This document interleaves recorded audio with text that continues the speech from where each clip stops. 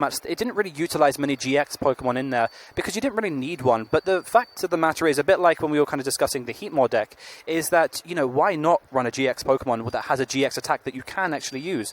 So in this case, we do have Tapu Fini GX in the deck, which is a great addition to the deck. That's if you have a Pokemon, say, for example, that is, very intimidating, like a Gardevoir GX, for example, it's got a lot of energy, you can just use its GX attack and shuffle that Pokemon straight back into the deck. Yeah, absolutely. And, well, I mean, I'm not sure if he'll be as useful against Sander because there isn't really much that he cares about investment-wise. Maybe it might spin back a Durant at some point. Yes. But there isn't really, that's not really for this deck, as it were. Sure, absolutely. But in this case, I mean, he does have his Starmie line. So, for example, if there are energies that do go to the discard pile, he can recover them with that Starmie, which has a Space Beacon ability, which is certainly very crucial. I think what we could actually have here is we could have a series of paralysis going on, because let's not forget that Froakie has that bubble attack.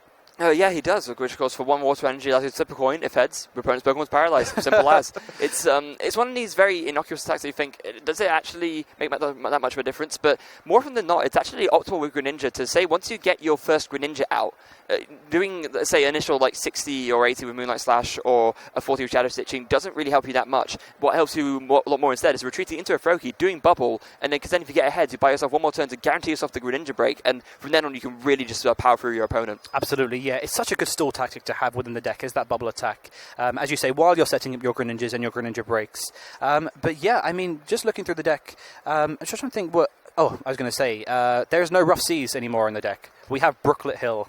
Well, Rough Seas is rotated now. Yes, that's absolutely. of course. But Brooklet Hill's still a really great tool. Just allows you to search your deck for, in this case, a water Pokemon. I believe it lets you search for fighting Pokemon as well. I think it does, yes. Yeah. Water and fighting Pokemon, basic Pokemon. Yeah, but it lets you just bench one from your deck, essentially. So it's another way to make sure you have multiple Froakies out turn 1. One of the ways that deck can lose is, say, if there's only one Froakie on the field in turn 1 and then it just gets knocked out, then you can't evolve the Frogadier next turn and you're just going to have a sad time. Sure, absolutely. And not forgetting that you can also search for your GX Pokemon as well, so you can go for your Tapu Fini GX if you would like to. He does have the...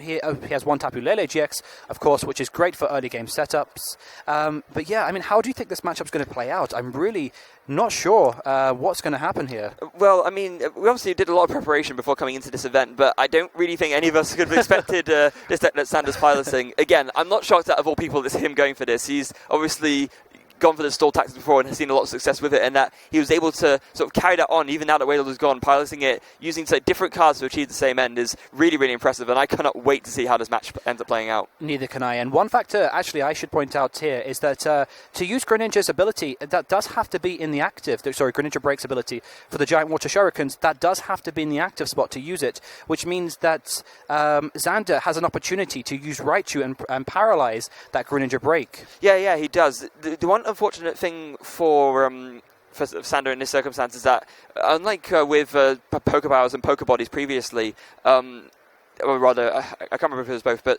in any case, abilities aren't shut off by special conditions. Right. So even if Michael Long's Greninja Break is paralyzed, he will still be able to use Giant Water Shurikens and constantly rain down 6 damage counters on all of Sander's Pokemon. If he's able to recover enough energy, as you just said, with Starmie, with Space Beacon, and just make sure that he has constant Water Shurikens every single turn, that might be one of the ways that Michael Long can swing this matchup into his favour. Absolutely, and I think a very, very significant point that we have here, actually. Xander is playing an interesting count of between 3 to 1. Well, he's got 4 Pikachus total, but 3 of them have 70 HP, and 1 of them has 60 HP.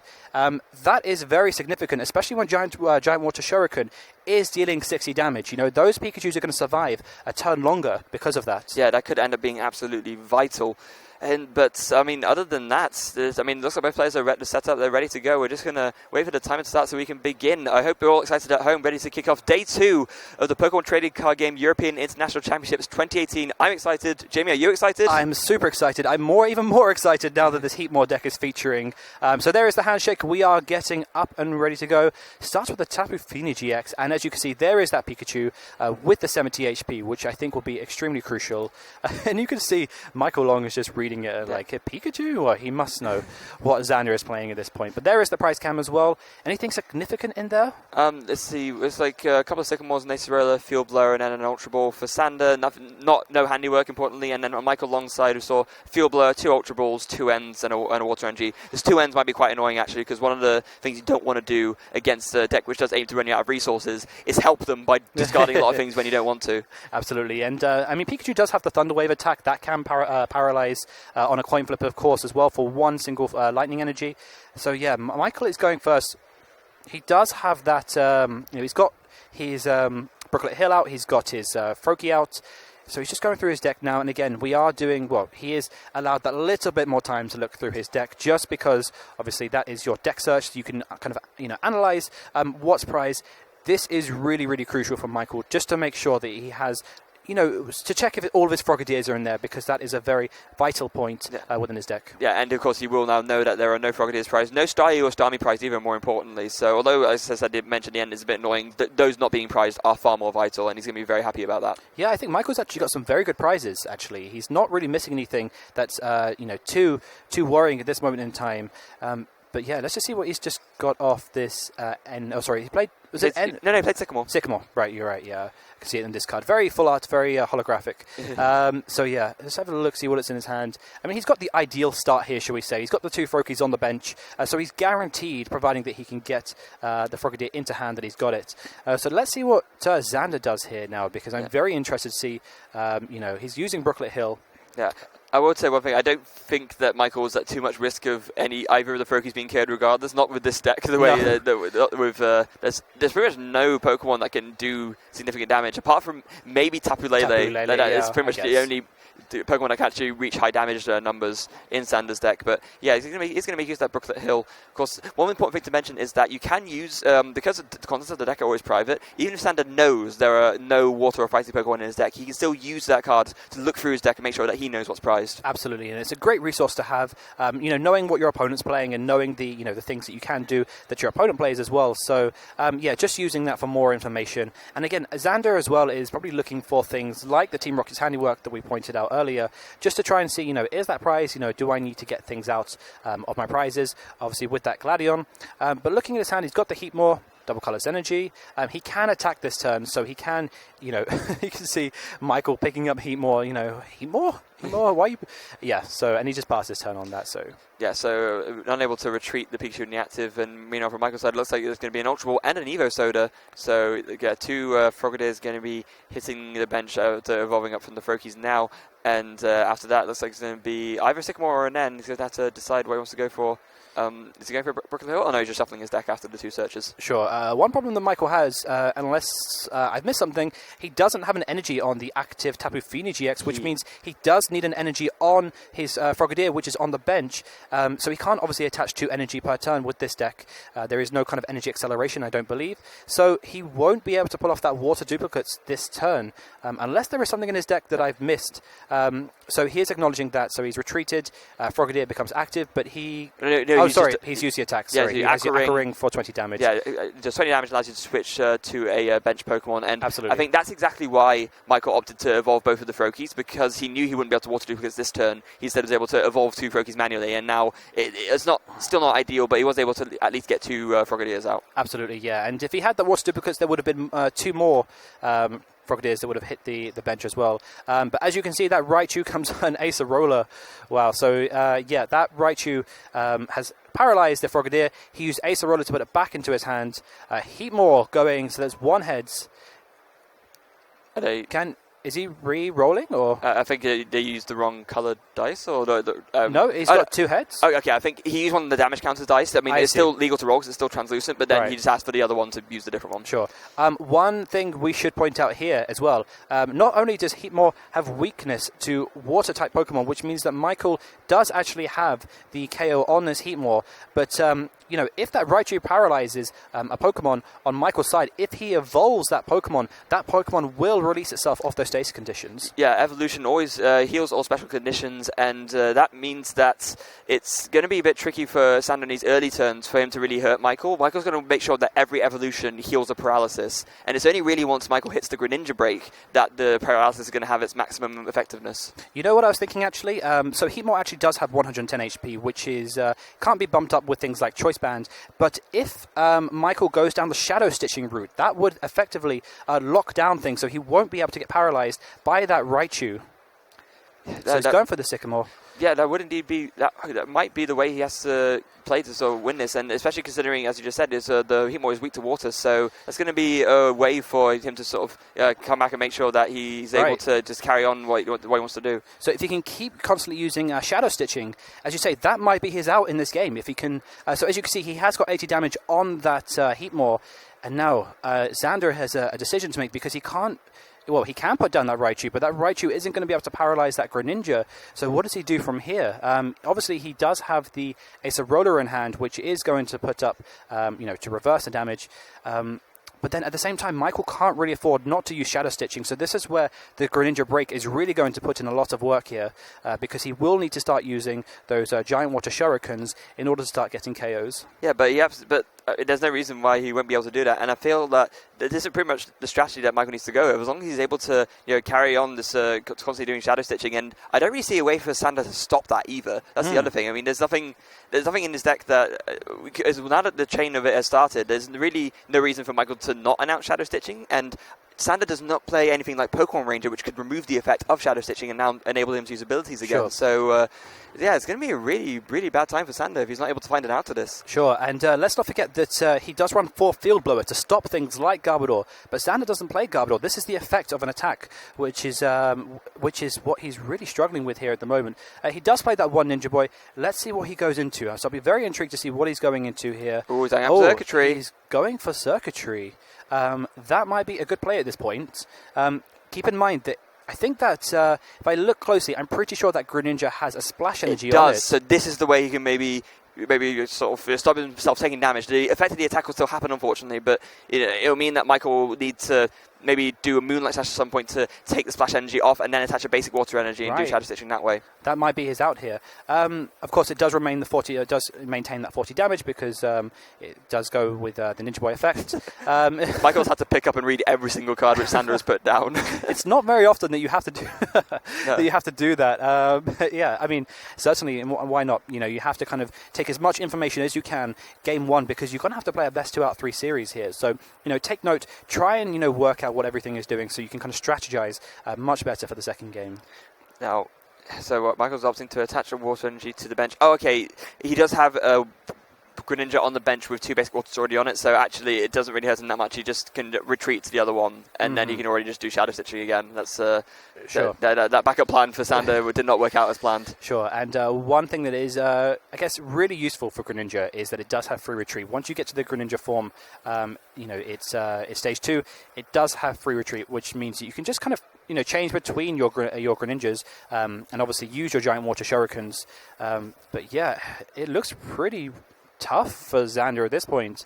I'm not sure what his best play is. Yeah, I mean, Michael did opt to use the Moonlight Slash there, returning the water energy to hand instead of going for the Shadow Stitching. This is because there is no Pikachu on Xander's bench, so even though he is able to use abilities, he's not able to make use of Righteous ability anyway because he can't evolve from anything. Absolutely, yeah. Very, very valid point there, actually, is that it does take a turn to evolve your Pokemon, so therefore, there's no kind of threat at this point. So, let's just see what they draw out. I think Michael will be looking for those Greninja breaks at this point because he does need to start, racking up that damage and eventually sweeping this game.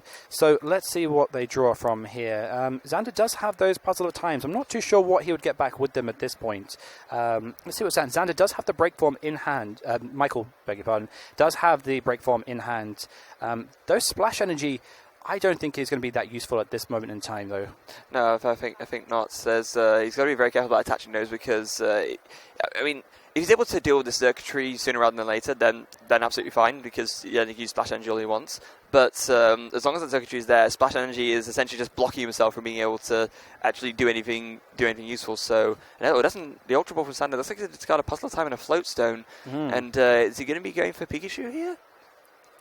It's kind of tough to say.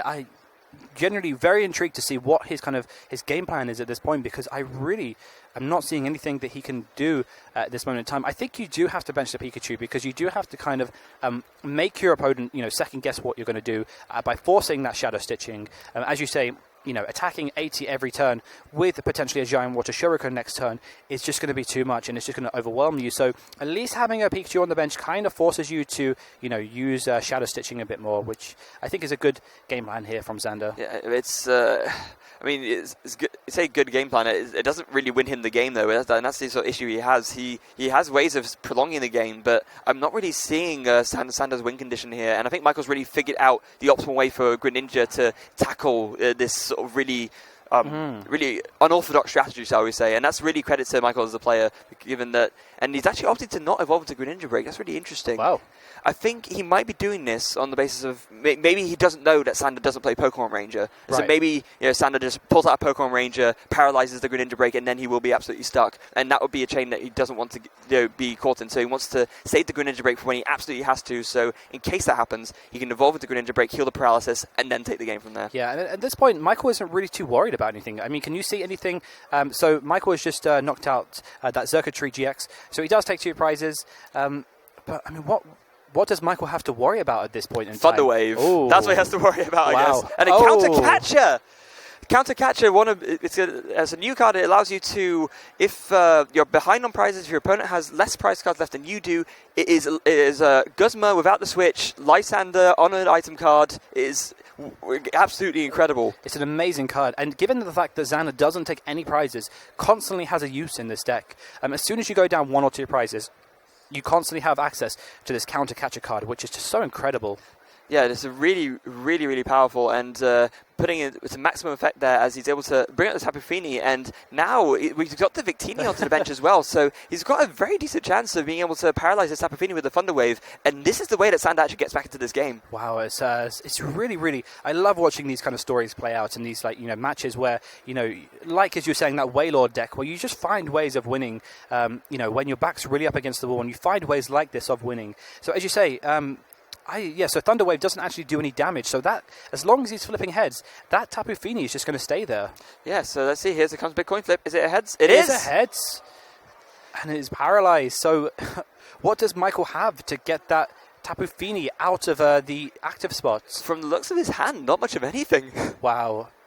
He's looking through. This is incredible that that Xander has found a way to get back into this game. And Michael passes.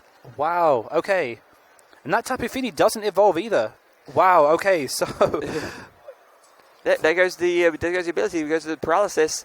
Full and credit to Xander for doing that. That's fantastic play. Yeah, so starting with that Tapu Fini for Michael is going to come back to bite him, as now Xander, he's not... We've just seen the second dice roll has just fallen a little off the camera. I think it's double heads at this point, so double puzzle of time. He's going to be recycling all of those cards in his discard pile. This is absolutely... Now Xander is in control. He's able to break the Shadow Stitching chain. And now he's able to carry on his own chain of paralysis, because as long as Michael isn't able to find an out to switch this out, Xander can just keep going turn after turn, Devolution Spray, evolve, and is able to stop Michael from being able to stop him. It's such a fantastic way that he's managed to... Is Michael conceding? Wow. Michael doesn't have an out. I think... Michael concedes, and Xander takes game 1 in a tremendous comeback. Do you know what? I am fully on board with this decision. I think Michael has made the optimum play here by conceding that game. He doesn't have an out, but the thing is, he started with that Tapu Fini GX. Yeah. He can't get it out of the active spot. If he starts with a Froakie or something else and doesn't bench that Tapu Fini GX, I think that Michael can certainly turn this around. Yeah, and being worried about that situation, I think that is exactly why, as mentioned earlier, he didn't evolve into the Greninja Break, because if, say, something similar to that happened and where Xander was able to work around the Shadow Stitching and in that situation, then... How best put this? Then at least if he has the ability to evolve into Greninja Break, that's another way of healing the paralysis. Absolutely. To get out of the paralysis. But instead, with the Fini out, wasn't able to do that, and Michael, not having no outs, or rather having no outs, just is forced to concede. Incredible. It's amazing turn of events. We were sitting there from literally like 5 minutes ago, like thinking, what does Xander do? How does he get himself out of this situation? Everything he does is like null and void at this point. And then just like that, he finds in one move, just turns the game on its head. and just amazing play. Yeah, and I think we have to give credit to Michael as well for realising that is an out that Sander had to his out, as it were, and trying to play around as much as he can. But Sander seeing the opportunity, exploiting it, and able to, as we've said so many times, just make that comeback where we thought originally Sander's just done for. Right, and let's not forget that Michael doesn't play anything like Ace Eroda, but Ace Eroda would even still require 1 damage counter. That paralysis from Pikachu doesn't apply any damage on there. And neither does the ability from Raichu, of course. Absolutely. So there is literally, it's going to be very difficult. But, I mean, going into this game, he doesn't start with that Tapu Fini GX. So this is the issue now, is what can Xander do to follow up that fantastic, comeback on game 1? I mean, if anyone can do it, I'm sure it's him. I'm sure you'll be able to find a way. And hold on, did Michael opt to go second, or did he just draw pass? That's a very good, very good question. I'm not too sure. I think he must have opted to go second, because there is no way that. I'm assuming Xander would have looked at his hand and thought, I really don't know. That's a very good question. I don't think he doesn't play anything like Wally to get Frogadier out for turn 2. So, yeah, interesting. Very interesting. I'm not too sure. Yeah, I'm not too sure. Okay, so Michael did indeed. We've had confirmation draw past first turn. So wow, Xander opting to end there. That was a big play then, I think. Okay, so let's see what he's got here. Yeah. Okay. Right, so there we go. There is the confirmation that we wanted. So yes, he's drawn past. He's got the Evo Soda, the Energy, exactly what he needs, and he's going for the water duplicates here. As we can see in the price camp, there are no Frogadiers prize. No, there's one. Oh, there's one Frogadier prize, beg your pardon. There is one Frogadier prize, but still, that's not...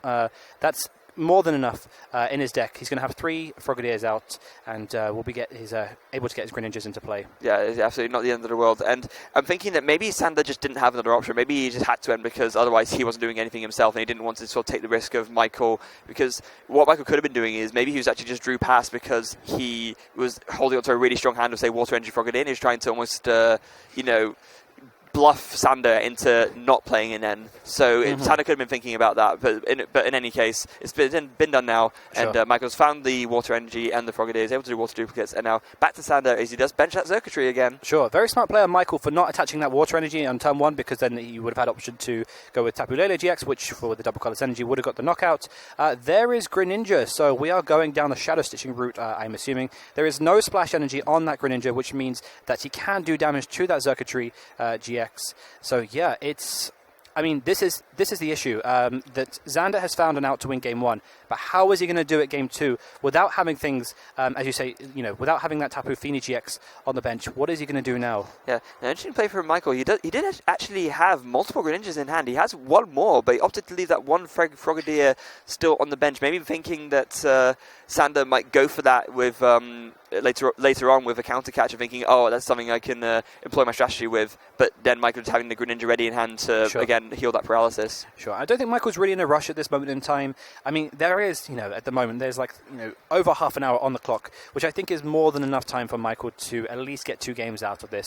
So that's why I was saying earlier that he does attach a Splash Energy to that Greninja, but I think that was the optimum play in Michael's position, was just to concede that game and say, look, I've got 2 games left and enough time. Yeah, we go back to Sander's side. We do see a Nestball here. So going to have a look through, finally be able to see what he actually has access to. Again, he's not prized anything too vital. That 1 puzzle at a time could be annoying, 1 heat more, but he has other ones to work with, so that's okay. And importantly, again, he's not prized Team Rocket's handiwork. That is true. So he's going through his deck at the moment, just having a look, see what's in there, what's prized. So yeah, I think this is his first search in the deck, so that's why he's given more time. He's going for another Pikachu here, which is certainly, it certainly keeps Michael on his toes, because it means that if he doesn't use Shadow Stitching, he will hit the paralysis. Obviously, he can afford to not Shadow Stitching based on the fact that he can go into the break form, which would then get rid of the status conditions, which is why he's chosen not to play down that Greninja break. but I mean, it's certainly, finding a way in this very difficult situation to... Oh, Acerola. Okay, so the Heatmore goes active. Circuitry is back down on the bench. Circuitry is active again. And, just past turn. Yeah, what Sander's doing here is just buying himself some time. He's Acerola is able to pick up the Circuitry, put it back down. Michael just announces a very quick Shadow Stitching and puts it on 40 on the Circuitry. He knows that, I know you said he's not in much of a rush, but he does realise that he is one game down and he's up against a deck which is very, very slow. So he's going to be wanting to announce his attacks as quickly as possible, actually. Absolutely, yeah. That's a very, very valid point. And you can see, just Shadow Stitching. Yeah. Shadow Stitching, yep. I mean, just looking at Michael's hand, he's got double puzzle of time. There's nothing really in his discard pile, but he might be thinking about getting back that Acerola, I think, which is exactly what he's doing here. He's got the N and the Acerola. Can probably assume that he's going to play Acerola. He does play Acerola. Pick that Circuitry up, back into the active spot it goes. Yeah, he's just buying himself more and more time. He wants to make sure that he has the time to build up all the resources he needs to be able to just do something to counteract this. It's really probably the best game plan that Michael has to win against this sort of deck. Sure, and what... from Michael's perspective, if he does put a load of cards into his hand, I don't think there's anything in there that forces discard from your opponent's hand. So he can just use N later game and put all those cards in his hand back into his deck, which would try and prevent him a little bit from decking out. Yeah. And I just thinking through some more. I think that what Sander needs to do here is just at some point concede that he has to go for the paralysis attack, go for the Thunder Wave, hope he gets ahead. Michael will evolve. And then heal it, and he'll probably go into the other Greninja and then attack with that. And then he needs to get another heads that will evolve, and then essentially he needs to run Michael out of evolution, out to paralysis. That's what needs to happen at this point. Sure, absolutely. And Michael here, he's got a lot of cards to work with. He's going with N, putting cards back into his deck.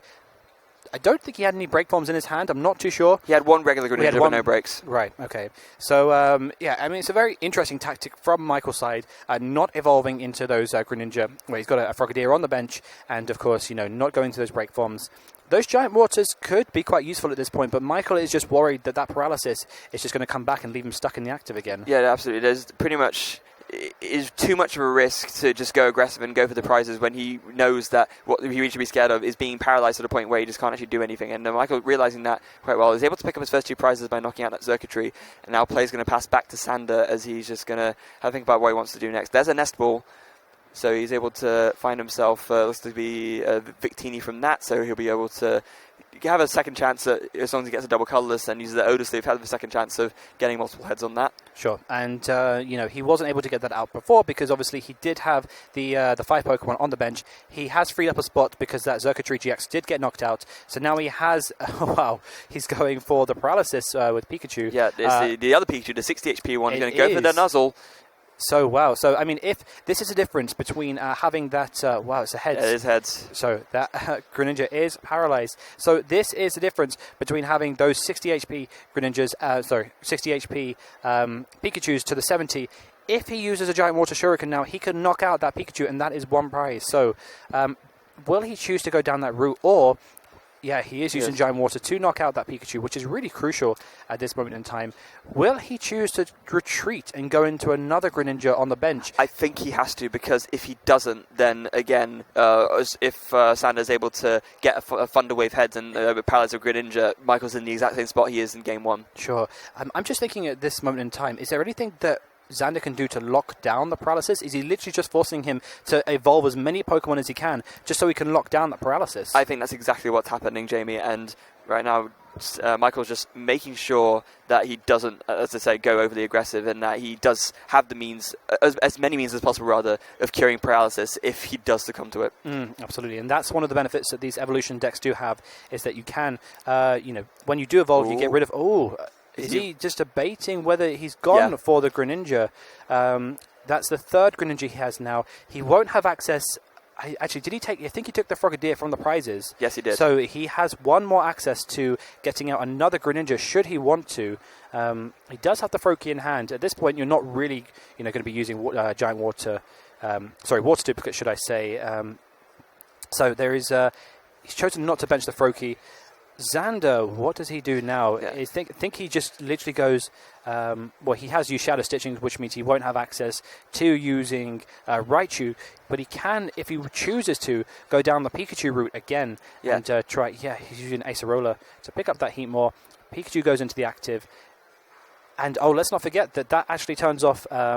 so he won't have the reflip from Victini either, should he want to, but he's going for the Heatmore, which kind of makes a bit more sense, I think. Yeah. It's interesting. One strategy he could have actually employed, he has a Rescue Stretcher in his hand. He could have gone for a Rescue Stretcher on the Nuzzle Pikachu, put that back in the active, and actually try and go for another Nuzzle Flip. The important thing to remember in terms of the difference is both of these Pikachus have a Paralysis attack, but the Nuzzle Pikachu's attack only costs 1 Colorless, whereas the Thunder Wave Pikachu's attack costs 1 Lightning. So Sander needs to find one of his 2 Rainbow Energies if he wants to use the Paralysis attack on the 70 HP Pikachu, whereas the 60 HP one is a bit more versatile. Absolutely. It's a very, very good point there. So, but the great thing is this Heatmore isn't getting knocked out because, it can get knocked out, but at this moment in time, 80 damage isn't a knockout on Heatmore because it does have 110 HP, which means he can keep using Acerola.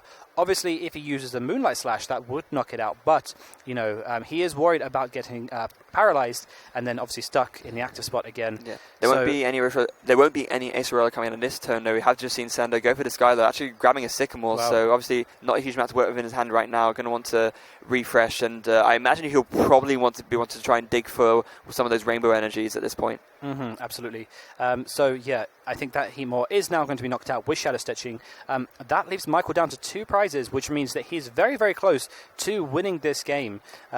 Ultra Ball, so what is his search at this moment in time? What does he go for in the deck? Maybe... Michael still has a... Yeah, of course. Yeah, that would make sense. But Michael still has... looks like he has a lot of resources within his deck. His deck doesn't look like it's thinning anytime soon. So, going for this deck out kind of tactic at this moment in time doesn't really seem like it's a viable strategy. And there's still enough time on the clock for Michael to rack up another win after this game, should it end relatively soon. Yeah. What Sander wants to do, I think, is wait till there's a point where Michael is down to 1 prize left, end him, try to paralyze him, and then hope that Michael doesn't have an out, essentially. Maybe then he can, use some of these cards like Team Rocket's Handiwork to get rid of any extra evolutions and just keep on that paralysis slot for the rest of the game. There's the Sycamore. The Rescue Stretcher for the Nuzzle Pikachu happens first, going down there. There's 7 cards off Sycamore. What does he find? Does he find anything? He's got De-Evolution, he's got Raichu. He's got the Rainbow Energy. He has got the Rainbow Energy in there. That's big. It's really big. Yeah, it is really big. So up comes that Thunder Wave Pikachu. The Rainbow Energy gets attached. Now, the one annoying thing about the Rainbow Energy is that now it is only 1 more Shuriken away from being KO'd. There's a Field Blower as well, discarding the Bricklet Hill and the Choice Band. It's going to be a big flip. He's showing he's got the Evolution and the Water Energy. Yeah, okay. But apparently it doesn't actually mean he wins. Right, let's have a look. So let's just play it out. So Michael will pass on to his turn. He has the... so he's got the Giant Water, which does knock out... Yeah, there it is. Right, so he had... because that Rainbow Energy put 1 damage counter onto the Pikachu, that meant that it put it down to 60 HP, which had the Giant Water Shuriken, knocked out that Pikachu, and then he just sweeped up the last prize with Moonlight. An important thing to note as well, you did notice that Sander only did 1 flip. Of course, we must remember that Shadow Stitching was negating the ability of the Victini to allow Sander to reflip, so that 1 flip was actually crucial. Getting the tails there meant that it essentially was all over. Absolutely, yeah. So even though the break meant it didn't matter anyway.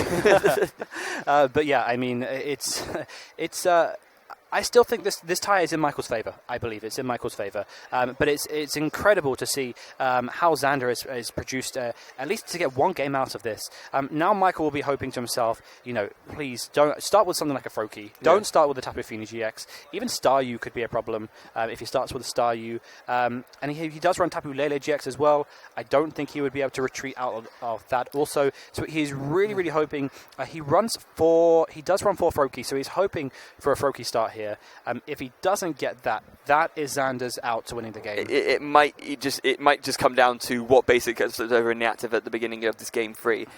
He is more likely to start Froakie. He runs 4 Froakies and 3 non-Froakie basics in the form of the Staryu, the Tapu Lele, and the Tapu Fini. So it could actually all just come down to this. Right. And also whether Sander is able to see the resources he needs to make use of that bad start. Absolutely. If Michael were to get it. let's go straight into Xander's hand. Oh, so double mulligan. So no players either on both sides have basic Pokemon into their hand. So they shuffle them back into the deck and redraw. Obviously, the benefits of that is if your opponent does have a mulligan, then you get to draw one prize. But because both players had a mulligan, that meant that no players will draw additional cards from their deck. Yeah, absolutely.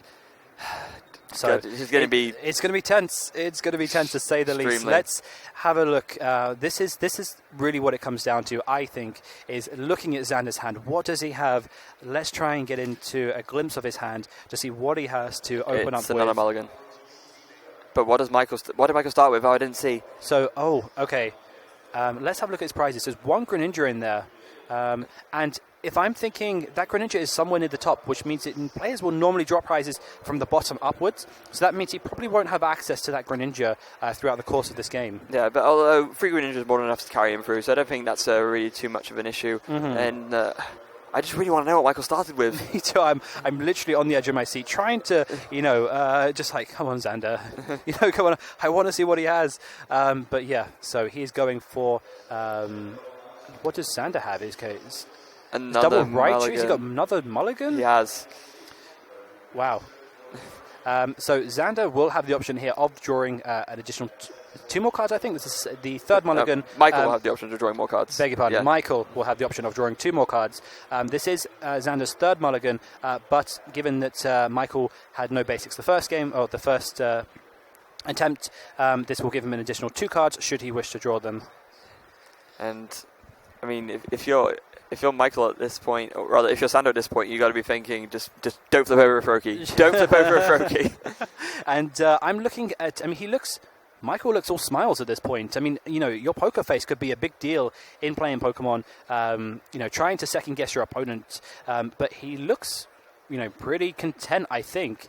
So he does have a basic this time. He has a basic Pokemon. That Victini has gone into the active spot. So now the prizes. Again, nothing too annoying surprise from Xander's side. Just one puzzle at a time. The one Lele could be annoying if his hand isn't working much with him. Is it a Froakie? It is a Froakie. It is a Froakie. Oh, Michael must be breathing a sigh of relief there that he's got a Froakie to start with. That's why he was all smiles. Exactly, yeah. You can see. So Xander is going first. Which means that Michael won't have access to, evolving his Froakie on turn 1. He will have to wait an additional turn. But yeah. So, going for an N, Victini active. Let's see what he draws here. Yeah, he's got an Ultra and a Nest Ball. He has a Counter Catch and a Pikachu in there. So it's a really good draw, actually. That Pikachu goes straight onto the bench. Nest Ball for another search. What is in Michael's hand? I think I saw a Splash Energy. A Water Energy, I think. I think there's Sycamore, Ultra Ball. And a Froakie, yeah. Right, so he's got some resources to work with. He's not in a situation where he can't, maneuver his way out of it. So now it's going to be very interesting to see how does Xander go around this? How does he find a way of winning this game? I think, again, it will come down to what didn't happen last game. Xander got close but not quite close enough in terms of running Michael out of evolution out to paralysis. So he just needs to employ that strategy again. And the one thing that's kind of a bit of a problem for him right now is that the time is running a little bit low. It's not as bad as perhaps it could be considering how slowly this deck normally wins, but 17 minutes on the clock might be just, a little bit not enough to actually pull through to the win. As you see, Michael just... Ooh. is giving Xander a taste of his own medicine there. He's paralyzed that Victini.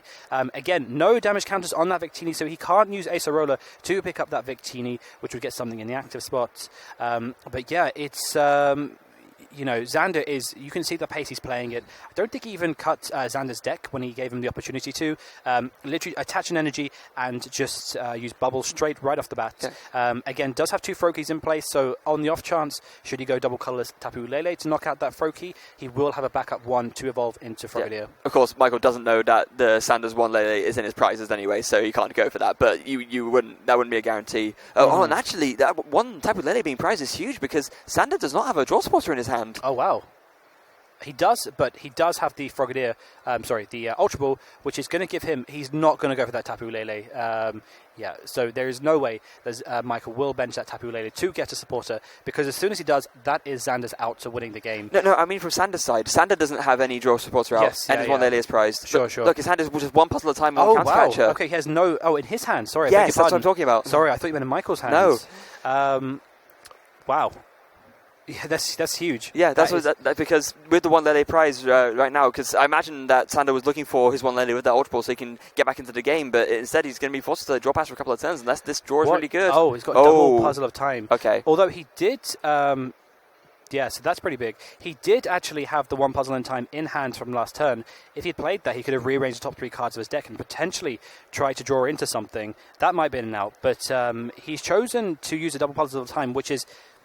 certainly got him out of this situation now. So now he does have access to, getting a draw supporter like an N, for example. Yeah, and he also was able to get back his Nest Ball, which he uses to grab himself a third Pikachu, the 60 HP one with that colorless energy attack cost nuzzle paralysis attack. And after that, playing the N, just hoping, to sort of get some more stuff to help him find his way. Mm-hmm. So yeah, going for the N. Let's have a look to see, what he's going to go with here. I guess, to try... I mean, obviously he has to establish his paralysis lock, but, in doing so, I mean, does he have a Greninja? Did he get a Greninja in hand? Does he have access to it? He has an Evosoda in hand, so that's going to give him access to the Greninja. Xander is looking through his hand. He's past his turn.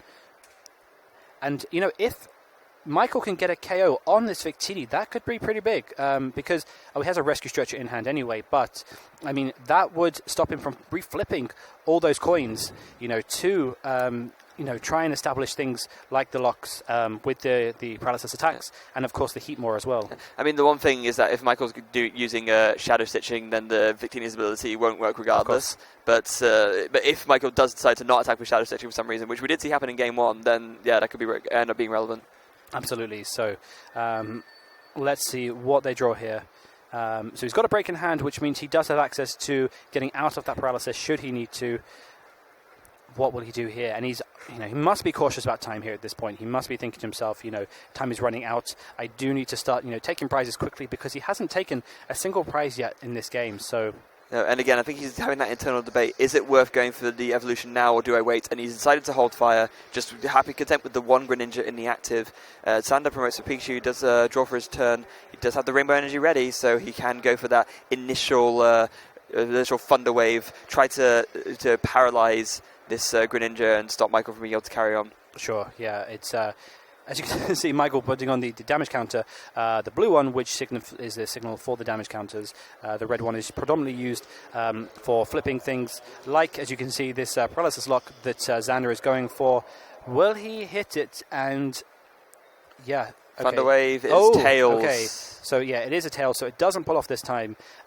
If it did, Xander does have the break in hand anyway, so he would be able to get out of that. But, yeah... It's really tricky at this moment in time. He's going for Shadow Stitching again.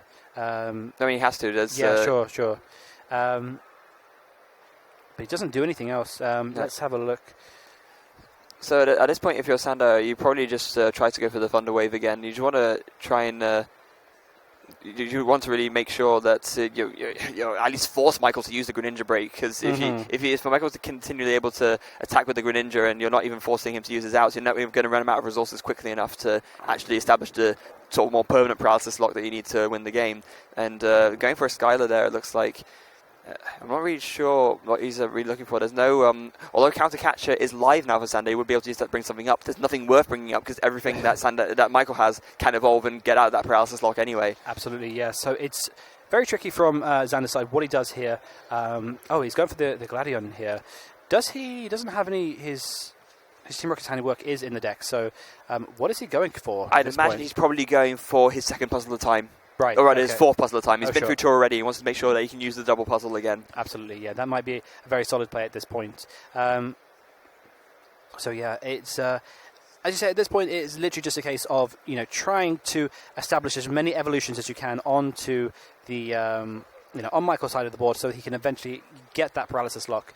But as long as Michael is holding back at this moment in time, he's not able to do that. He does have breaks and more Greninjas to come. Another Tails from Sander. There's a Tails again.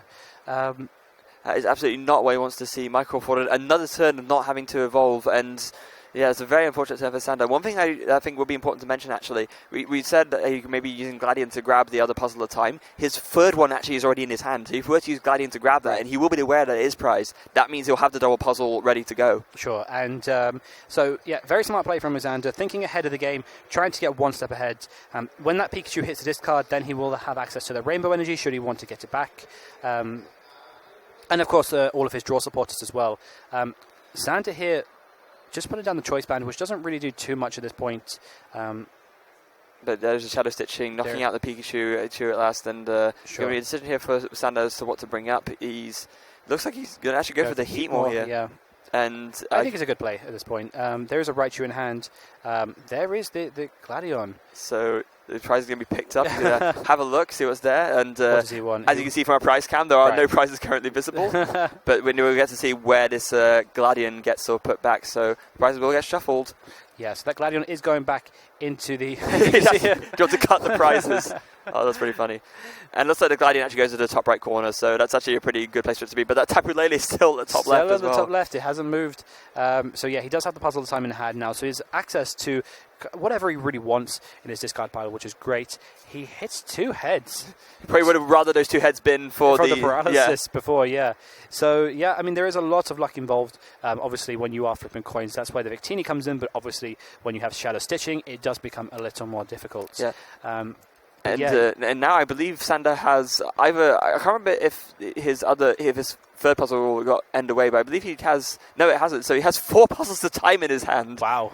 So he can recover a lot if he wants to. Sure. What does he go for though? Well, I think he's just going for the Rainbow Energy and the Acerola. Yeah, so that makes sense. Yeah, makes a lot of sense. They're able to deny Michael another prize and simultaneously try and carry on this stream of attempting to paralyze with, sadly, right now, not much success. But here it is. The Pikachu goes to the active, and then the Heatmore goes back down. I imagine Rainbow Energy will be attached, and we are going to be seeing another Thunder Wave. Mm-hmm. But will it be successful this time? Right, and let's not forget that Pikachu is going to be taking 10 damage from the Rainbow Energy, which means that will be in Giant Water Shuriken range for if Michael decides to go down that route. I don't think he will at this stage of the game, but that could certainly be significant. Yeah, there's playing an Ultra Ball as well, discarding a Ninja Boy and a Field Blower. Not going to be much use to him right now. Going to grab himself another Pikachu off of that. And it's just all comes down to paralysis flips at this point. Can Sander paralyze Michael enough times to see this game through, or will he not be able to do that? I've seen very few decks in the Pokemon trading card game that actually utilizes just full out Pikachu. Yeah. Just keep going, Pikachu, which is fantastic. Oh, to see. another Tails! Oh, and Xander is just, when it really matters the most is when it comes down to those paralysis flips, and Xander has just, he's just not dead. Exactly, and what must Xander be thinking at this moment in time? I think he's just just go again. You got to keep trying to establish that lock. I mean, Xander will get out of it, but then you have access to bringing up that Greninja break and trying to, establish that lock again. I think Sander's actually considering if it's worth using his other 2 puzzles in his hand to recover the Acerola and something else and just preserve that Rainbow Energy again. It looks like, he is going to go for the 2 puzzles at a time. And one of them will be the Acerola. What will the other card be, though? Oh, it's another puzzle. Right. Okay. This is the tricky thing at the moment is, well, from what I can see from the perspective of this game, is that even if Sander does establish the lock, I don't believe it will have enough time to finish up this game. So it will most likely for him be the best. The best outcome will be a tie, and it's a Tails. Oh my goodness! There is 3 Tails on the trot there. It's 4 actually if you count the ones from earlier. Yep. I mean, what could you say? But, at this point, Michael is certainly playing for the win. That's what he is going for at this moment in time. Xander, I don't believe, can win this game. I think the best that he can do is tie. But going in what Xander does have going in his favor is that he doesn't have any GX or EX Pokemon. And there is fifth another Tails in a row. Tails. You've seen it here on stream. Another Tails. So, yeah. There goes Heatmore. What can he do from here? At this point, he just has to use Heatmore's attack. Use Odorsleuth and try and get back the Rainbow Energy and maybe something else. Maybe he can get some heads here. Just a little off screen. What is... I didn't actually see what we'll see how many cards he actually puts back. Right. So we didn't see what he got, but there's one card. So we know he's got one. One heads. One head. So, and Xander just straight away doesn't even flinch.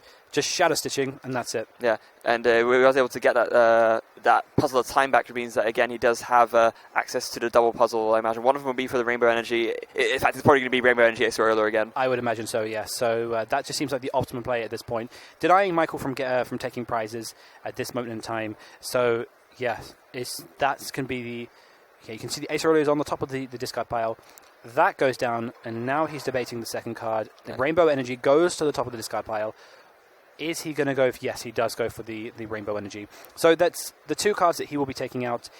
Will be going into what we look like Acerola for the Heatmore and Rainbow Energy back onto the Pikachu. Yeah, so there's the Acerola, healing off Heatmore, denying Michael the prize there. Pikachu gets promoted. Heatmore gets rebenched. The Rainbow Energy will be attached. Oh, actually, he's going to mention Durant. I think this might be one of his ways he can maybe try and actually win on time if he's able to eventually establish a Paralysis Rock. But he's going for it again. Will it be 6 in a row? I'm nervous for him, to be honest. It is 6 in a row! Oh. Sander. Right, so there's Giant Water. There is